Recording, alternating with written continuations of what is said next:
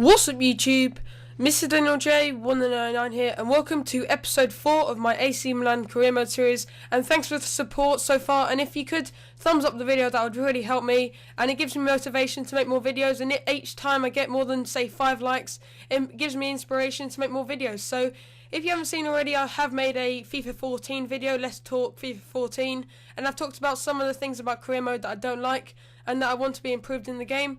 So into the first game of this episode is a game up against Udinese, and their two stand-up players are obviously Di Natale and Muriel. So as you see there, we're 8th in the table, not far off the top really, and I want to be around the top 10 at least at this early stage of the season. So we start the game as a better team here. Balotelli with some absolute monstrous shot, and he was really unlucky there, and in the end it went out. So moving on a bit further, and we get a free kick just on the edge of the box.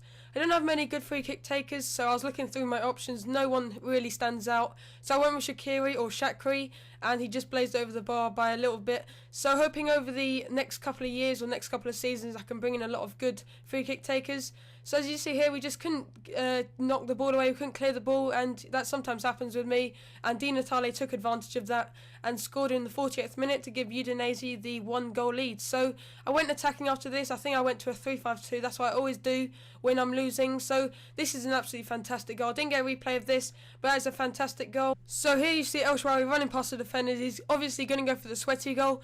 Bojan being on the end of the sweaty goal to make it 2-1. So maybe we can get a comeback now going. You're going to see in a second. So again, we're on the attack in the 90th minute. One added minute of stoppage time. Bojan going past the defenders, but a really good save by the goalkeeper. But Varane was on hand, but oh no, it was offside, so it didn't count, and we ended up losing the game 2-1. So I think we've already had 3 or 4 losses. So there's something going wrong still. I know I changed the customs tactics, but we're still losing a lot of games. Maybe our form will change in the next couple of games probably. So into our next game against Cagliari, I think that's how you say it. Don't know how to say that, but as you see here, we dropped to 10th, so we're 5 points off 5th place. So there's a lot of ground we need to make up. We've actually lost 3 games, so we've lost more games than we've won. So that's a really bad record we've had to start the season off. So Boateng is absolutely immense on this game, by the way. Really recommend him. Passes it into El Shaarawy, and he finesses it past the goalkeeper to make it 1-0 in the 24th minute. So I hope he does really well this season. Really high hopes for him, and I really hope he reaches around the 86 mark this season, and the next season probably proceed to the 88, 89. So he has a really good potential, and I really want to not sell him. And here you're about to see Pizzini's fantastic finesse shot. Barely put any power on that, but it's still got a lot of power, and the goalkeeper was lucky to save that. So into full time now, it's 1-0, El Shaarawy scoring the only goal of the game, and ter Stegen getting man of the match. So ter Stegen's moved up from an 80, I think, to an 82. You're going to see the squad report at the end of the episode. Haven't showed it yet in this series, but you're going to see it at the end of the episode, and you can see how well the players are doing. So the stand-up players at the moment are El Shaarawy. Obviously ter Stegen's doing fantastic. I know he's laying in a lot of goals, but that's because of my defending, so he's not doing much bad at the moment.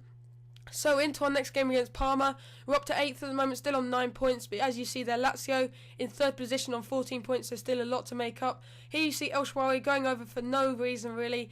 I don't see anyone getting injured for that kind of thing, but he gets injured, and that is a bad thing. So maybe our future player, maybe our best player in the next couple of seasons, the player we rely on, has got injured, and you're going to see after this game how long he's out for. So I've got a couple of players I can swap him for, but in the transfer window, the next transfer window, I'm actually going to have to get a couple of strikers, maybe just some free agent strikers. So as you see here, Balotelli missing, and then Shaqiri came in, didn't manage to get a shot on, but Bojan was there, and he missed, so that's a really bad miss there. Should have scored that, really expect better from him. So he's seen Niang, really nice skill there, tricking the defender and passing it into Balotelli. Don't know why I stopped here, but it caused a penalty, and we got our first penalty of the new season. So I haven't got many good penalty takers. I've got Balotelli, who apparently hasn't missed one penalty in his life or in his footballing professional career, and he didn't miss today on FIFA, so that made it 1-0. Really fantastic goal there, Balotelli penalty in the 65th minute. So if you know that statement's true, leave a comment in the comment section below, and if it's false, just tell me, because I really want to know, because he's obviously, if that stat is true, he's obviously really good at penalties. So moving on a bit more at Bate into Balotelli, and as a striker's finish, a poacher's finish in the 73rd minute to make it 2-0. Fantastic goal, and that made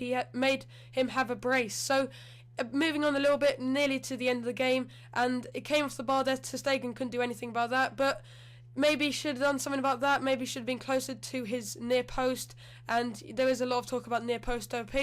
But thank God we won that game 2-1 away from home against Parma. That's a really good result, considering the players they have. I know they're not a very good team in real life, but I think they have Biabiani, I think. So we're moving on to the squad report now. And as you saw there, El Sharawi was injured. Didn't quite see how long for, but I'll look back and tell you. So ter Stegen's gone up +2. Abate has gone up +1. So has Zapata, who's on loan from Villarreal.